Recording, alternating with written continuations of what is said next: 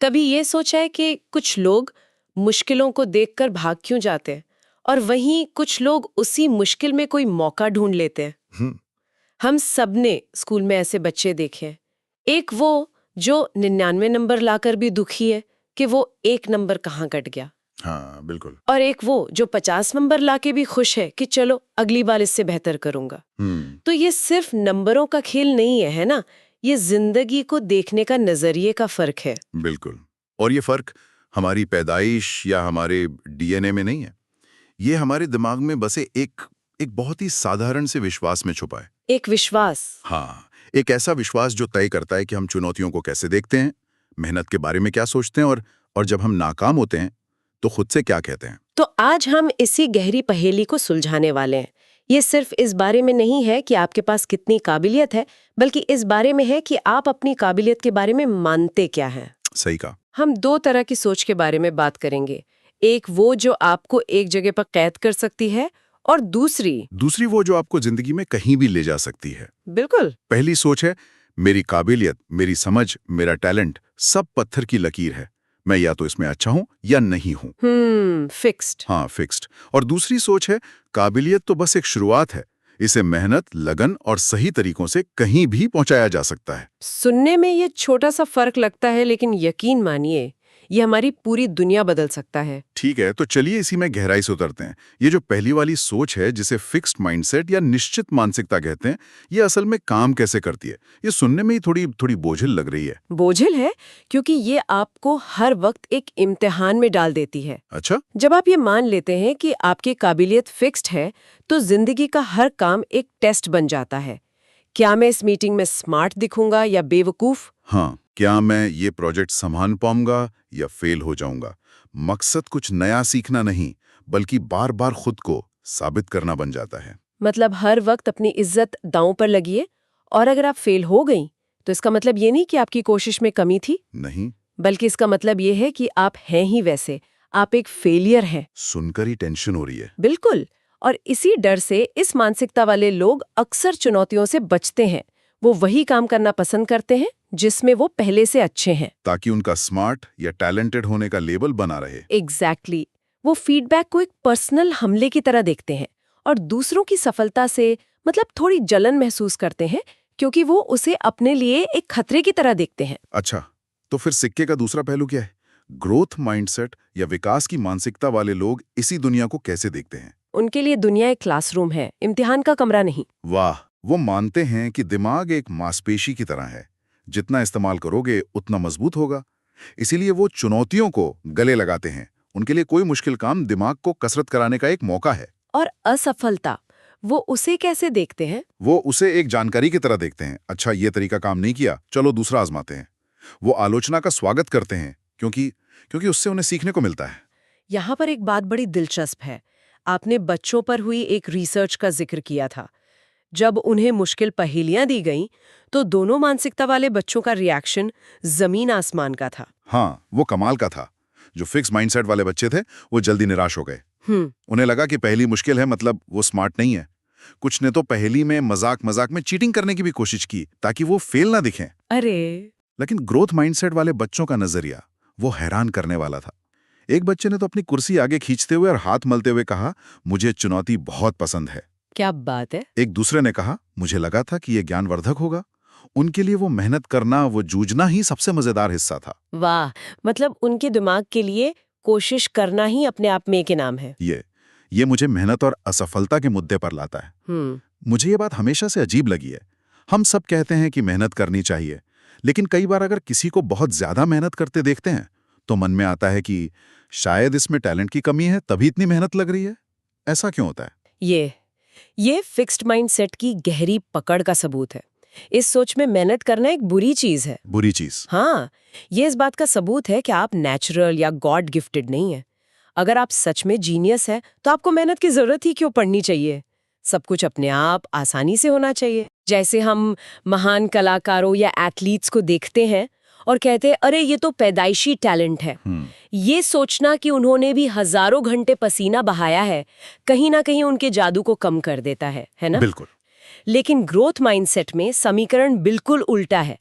वहाँ मेहनत ही वो चिंगारी है जो टैलेंट को आग में बदलती है। अच्छा। माइकल जॉर्डन को लीजिए। आज हम उन्हें बास्केटबॉल का भगवान मानते हैं। हाँ बिल्कुल। लेकिन ज्यादातर लोग ये नहीं जानते कि उन्हें उनके हाई स्कूल की वर्सिटी टीम से निकाल दिया गया था। सच में? माइकल जॉर्डन को टीम से निकाल दिया गया था? हाँ। यकीन नहीं होता। हाँ, एक फिक्स्ड माइंडसेट वाला इंसान शायद वहीं हार मान लेता। वो सोचता मुझ में टैलेंट ही नहीं है, और शायद बास्केटबॉल ही छोड़ देता शायद। लेकिन जॉर्डन ने उस रिजेक्शन को अपमान की तरह नहीं बल्कि एक फीडबैक की तरह लिया। उन्होंने उस दिन घर जाकर घंटों प्रैक्टिस की। वो हर सुबह स्कूल से पहले प्रैक्टिस करते थे। उन्होंने अपनी कमजोरियों पर इतनी मेहनत की कि वो उनकी सबसे बड़ी ताकत बन गई। तो उनकी सफलता सिर्फ टैलेंट का नतीजा नहीं थी। नहीं, बिल्कुल नहीं। वो उस रिजेक्शन के बाद की गई बेहिसाब मेहनत का नतीजा थी। और असफलता फिक्स माइंडसेट के लिए ये कितनी तबाह करने वाली हो सकती है। आपने जिम मार्शल का एक बड़ा ही दर्दनाक उदाहरण दिया था। हाँ, वो कहानी रोंगटे खड़े कर देती है। जिम मार्शल एक अमेरिकी फुटबॉल खिलाड़ी एक मैच में गलती से बॉल लेकर अपनी ही टीम के खिलाफ दौड़ पड़े। अपनी ही टीम के खिलाफ? हाँ, और एक सेफ्टी स्कोर कर दिया जो उनकी टीम के लिए बुरा था। और ये सब नेशनल टेलीविजन पर हो रहा था। मैं तो सोचकर ही घबरा रही हूँ। आज के जमाने में तो मीम्स बन जाते और शायद करियर ही खत्म हो जाता। इससे ज्यादा शर्मनाक और क्या हो सकता है? बिल्कुल। एक फिक्स्ड माइंडसेट वाला इंसान इस एक पल को अपनी पहचान बनने देता। मैं वो खिलाड़ी हूं जिसने अपनी ही टीम के खिलाफ स्कोर किया था। जिंदगी भर का दाग। लेकिन जिम ने ऐसा नहीं किया। उन्होंने इंटरव्यू में कहा, मैंने अपनी जिंदगी में एक बड़ी गलती की लेकिन मैं उसे अपने ऊपर हावी नहीं होने दूंगा। उन्होंने उस शर्मिंदगी का सामना किया, उसे स्वीकार किया और उसे खुद को एक बेहतर और ज्यादा फोकस्ड खिलाड़ी बनाने के लिए इस्तेमाल किया। ये दर्दनाक था पर ये उनकी पहचान नहीं बना। एग्जैक्टली। यही ग्रोथ माइंडसेट है। ये तो समझ आता है कि ये सोच किसी एक इंसान पर कैसे असर डालती है, लेकिन क्या ये बड़े पैमाने पर भी काम करती है? मतलब क्या पूरी की पूरी कंपनी का भी कोई माइंडसेट हो सकता है? जरूर हो सकता है, और इसका असर बहुत बहुत गहरा होता है।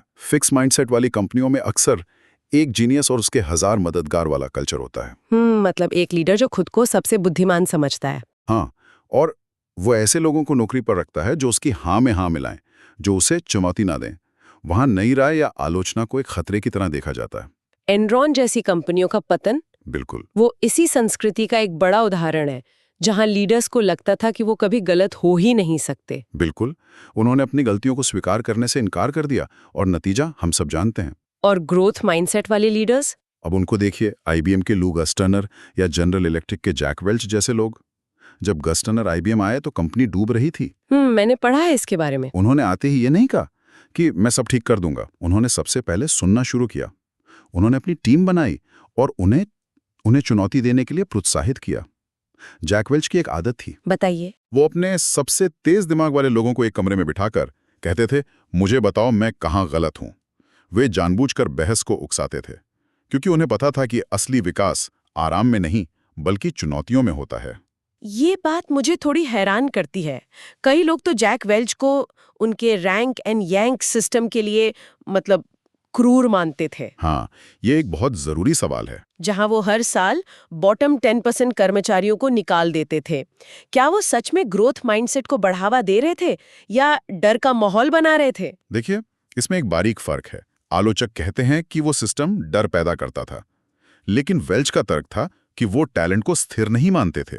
उनका मानना था कि हर किसी में बेहतर होने की क्षमता है। अच्छा। और वो एक ऐसा माहौल बनाना चाहते थे जहां लगातार सुधार की उम्मीद की जाए। उनका संदेश था, हम आप पर विश्वास करते हैं कि आप बढ़ सकते हैं, लेकिन हम आपसे उम्मीद भी करते हैं कि आप बढ़ेंगे।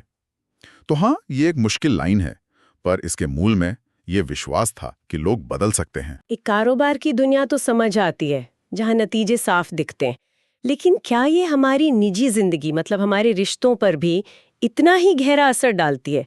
क्योंकि वहां चीजें इतनी ब्लैक एंड व्हाइट नहीं होती। शायद कारोबार से भी ज्यादा। फिक्स्ड माइंडसेट वाले लोग अक्सर एक परफेक्ट रिश्ते की तलाश में रहते हैं। परी कथा वाला रिश्ता। हाँ बिल्कुल।